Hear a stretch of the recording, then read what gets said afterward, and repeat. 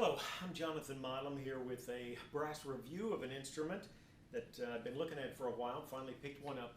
It's a Callet jazz trumpet. It was designed by Jerry Callet and made by Kanstul. It's the first reverse lead pipe horn that I've had in a long time, and really is a smooth blowing horn, although I'm sure that's not the only reason why. Initially, the thing that I noticed first was very heavy mouthpiece receiver, and don't know if you'll be able to see real well on this, but you see how thick the entry level is for the mouthpiece, and that's certainly a style. And again, this is very nice playing trumpet. I've got a thread going at trumpetherald.com right now, and one of the contributors, Mark Chavala, I believe the name is, or Chavala, if I mispronounce that, please forgive me, but he mentioned great soloist horn, and my initial impression would really agree with that. Definitely a heavier bell. You've got the brace mounted pretty far up, so you're going to get a lot of nice resonance there. I believe it is, like I say, heavier bell, certainly than the French Besson Miha by Kanstul that I've been playing. 470 is the larger size of the bore, but it starts, I believe, at a .453 in the receiver area. Smaller, or it does get larger, but not full size at the top of the tuning slide. The bottom of the tuning slide is larger yet, and then by the time I think you get usually to the second valve or second slide is where they measure the bore size, 470. The bell is slightly smaller than the French Besson Miha that I've been playing, but I think it's probably close to 4 3/4 of an inch. Okay, great valves. I really like Yamaha valves. I've had some RGS Xenos recently that were very impressive, and these valves, very nice. Just a heavy feel, solid, thin valve or valve buttons, and I like the ring here. I like a ring so much better than just a pinky hook. I feel like I can hold the horn so much better with one hand. A lot of things to like on this. Gold wash on the bell, which was the first batch of horns they made were like this. Later on the third finger or the third slide, you had an underslung finger hook. I don't think I'd care for that. I've had those on a few horns before. However, once adapted to it, I suppose it's fine. But the initial horns had the third slide finger hook on top and the gold wash in the bell, so you can tell there if you got an earlier or later made jazz. Really a great horn. I'll play a little bit for you. This is a Marcinkiewicz 1.5, so it's a pretty small mouthpiece, not exactly a shriek or a lead, but it leans more in that direction.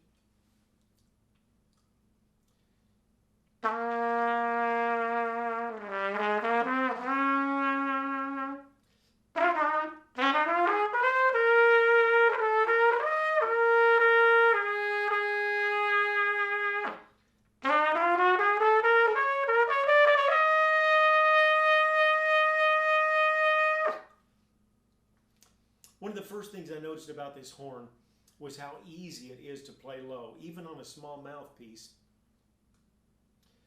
My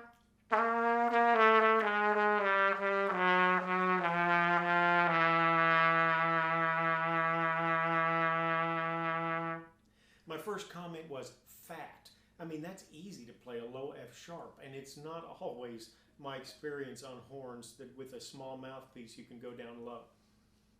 In the upper register, and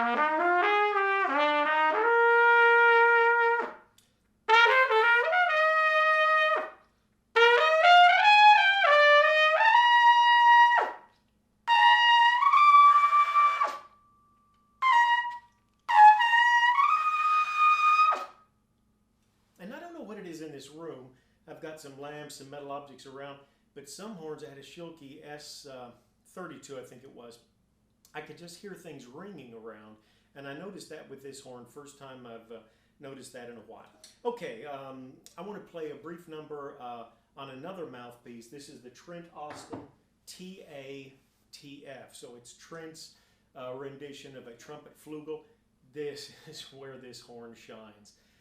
Really impressive. I wrote a funny little note in my thread. You know, my flugelhorn heard it and it ran away and hid under the bed.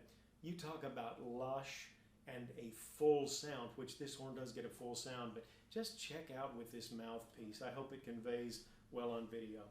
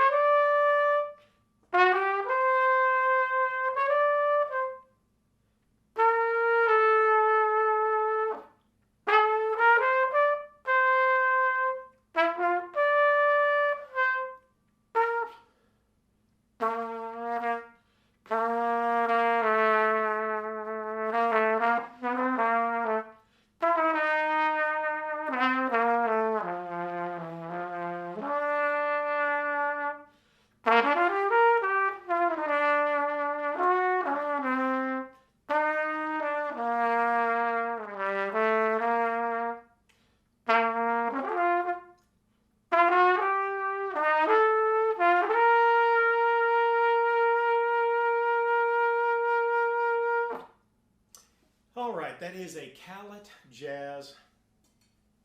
My initial impression is it is a very, very fine horn. Thanks for tuning in. Have a great day.